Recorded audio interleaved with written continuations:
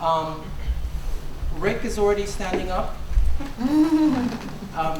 Dima's by the door. I'm Alex. Antonio, Tony. Rima Poliski is not with us tonight, but she is with us heart and soul, so salute to Rima.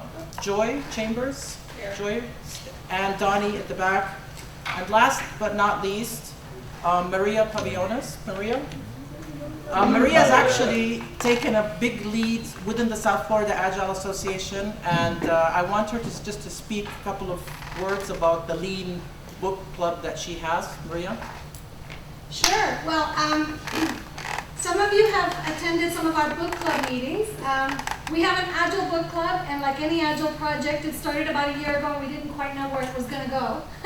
We knew we wanted to read some Agile books, and the direction it's taken has been in the Lean Startup direction. So basically, we meet as a group. We sometimes read more than other times. We discuss, and it's given us a framework to go deeper into some of the topics. We started out with Mike Kahn's book, Succeeding with Agile, which is a great read, by the way. And then we have kind of moved in the direction of Lean Startup with Eric Ries's book, and then Running Lean by Ash Mayura. As well as moving in that direction, we're also physically moving in that direction. We hope to relocate the book club to the Miami Innovation Center at the Life Sciences Park. It's the new building that you see right by I-95. And we have some of the entrepreneurs from companies in that area that are more interested in deepening their understanding of Lean Startup and Lean Canvas, and so we're hoping to go there. So please follow us on Meetup, where we'll be posting future events in the next book club meeting. So thank you. Thank you, Maria. If a lot of people ask me, like, how do we get involved with the South Florida Agile Association? See which button am I supposed to press? You can just get it, or you can hit the down. We hold 3 types of events. We have what we call, as we do in Agile, we have small events, medium events, and large events. Small events are typically like what Maria just talked about. It's an event that has about 10 to 15 people. We have them in Miami. We have Lean Coffees here in Broward. And of course, you can always sign up for them on Meetup. We have medium events. This is considered the medium events. Usually attendance is between 60 to 80 people. And we try and bring in gurus and people from the industry who can add a lot of value to the Agile knowledge that we have. And then we have what we call a large event.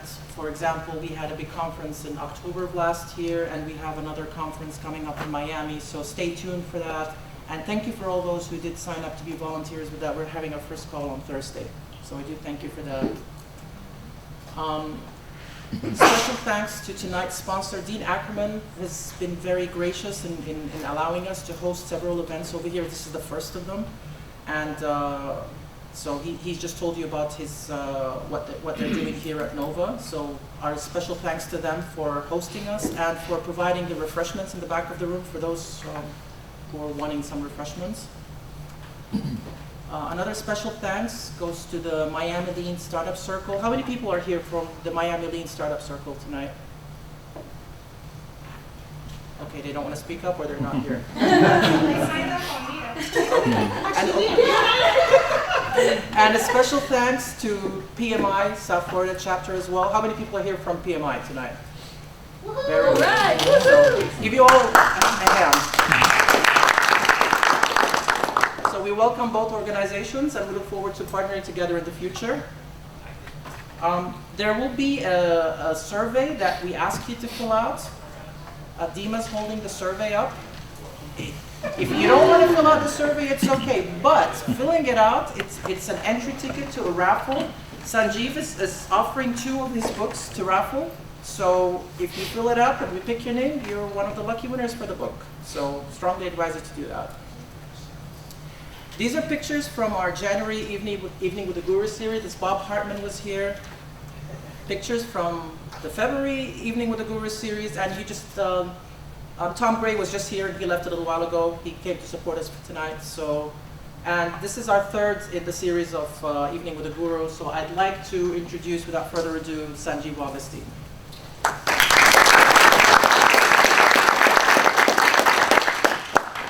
give me a second while I flip the slides over. Get my own deck up here.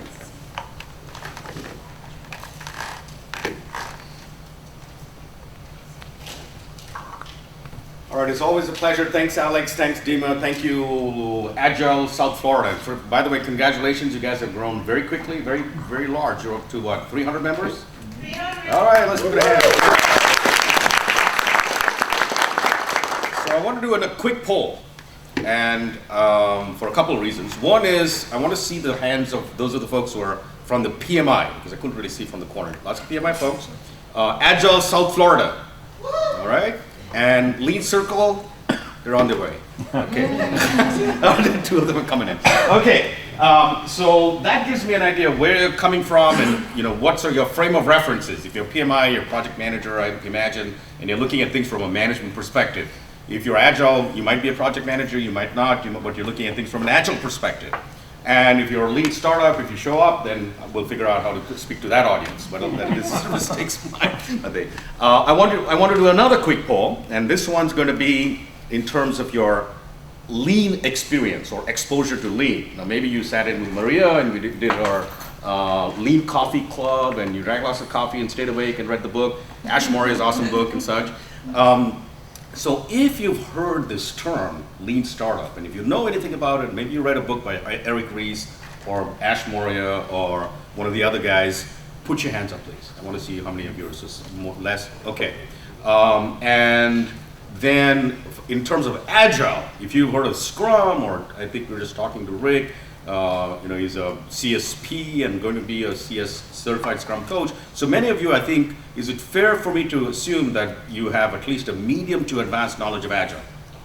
What do you think? If you have a medium to advanced knowledge of Agile, put your hands up. If you're new to Agile, keep your hands up. All right, good. All right, a couple of you. So, a couple of guys are over. We need you in front, man. Okay, so that gives me a very good calibration. What I'm going to talk about today is when we have Agile teams, how do we move towards a better way of innovation? It's not that Agile is not innovative, but the innovations that Agile, Scrum, XP, or Kanban, that these methodologies deliver tend to be internally facing and tend to be useful when we kind of know what the solution needs to be. So for example, in Scrum we have a product owner. Who knows what a product owner is? What does a product owner do? Features. Come up with features, write them up as requirements, and prioritize them, and they use an artifact that we call a product backlog. This implies that the product owner knows what needs to go on the backlog. Right? This implies a known solution. Now let me posit something to you today. What if the product owner does not know what has to go on the needs to go on the backlog? Have you ever run into a situation like that? Yeah, research stories. So you might call them research stories, but really what we want to talk about is that one special circumstance where you might have an Agile team, but you're operating under conditions of extreme uncertainty. And that's what, by Eric Ries's definition, that's what a startup is. It's a condition, it's a enterprise or an initiative that is operating under conditions of extreme uncertainty, which means that even your product owner doesn't have a clue as to what needs to be on the backlog. All right? So, and guess what? I wasn't a product owner under those circumstances, but I was actually a product sponsor under those circumstances, which is not a very happy circumstance. So I'm going to talk to you about, that's a little bio, you can get this stuff online. I'm going to talk to you about innovation. Why do we need innovation, even on our Agile teams? And then I'm going to give you a little case study of a tool that we built. We being my company, Lightspeed, and we didn't do it very well the first time around. We failed. But in the lean startup community, what do they say about failure? You learn? You fail fast and you learn from it, right? So for us, it was a learning, and then that's how I got involved in the lean startup community a few years ago. And then since then, we have a second version of Sensei. The name of the tool is Sensei. And I'm going to talk a little bit back and forth between some conceptual frameworks and then some of our actual experience with the tool, with Sensei. All right? Let's start out, what comes first? Let's start out with why we need innovation. Who works with a company that has been around for 50 years or more. And which company is there? Hewitt Associates? Hewitt Associates, Florida Power and Light. Florida Florida Power and Yeah. Light. Power and Light, okay, the energy companies, and we're starting to see something interesting happening. Any other companies that have been around for 50 years? Yes, sir. Ryder? Uh, Ryder? Ryder, okay, and JP Morgan? JP Morgan. They've been 50 years. They've gone through a lot of acquisitions. But anyway, let's say, so notice how many hands went up. What's that? Not as much, right? You have what 60 people or so, and you got 4. If you look at this chart, it tells us the average age that a company exists on the S&P 500 index, right? Several years ago in the 1960s, that was about 60 years or so. You get listed, you have a nice run, and things are not that not that unstable.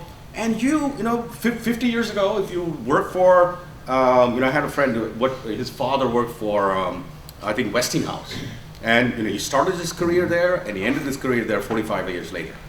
How often do you think that happens today? Very rare, right? So not only is it rare for each one of us as individuals to work with a company for a long time, it's starting to be increasingly rare that a company can actually live for that long, right?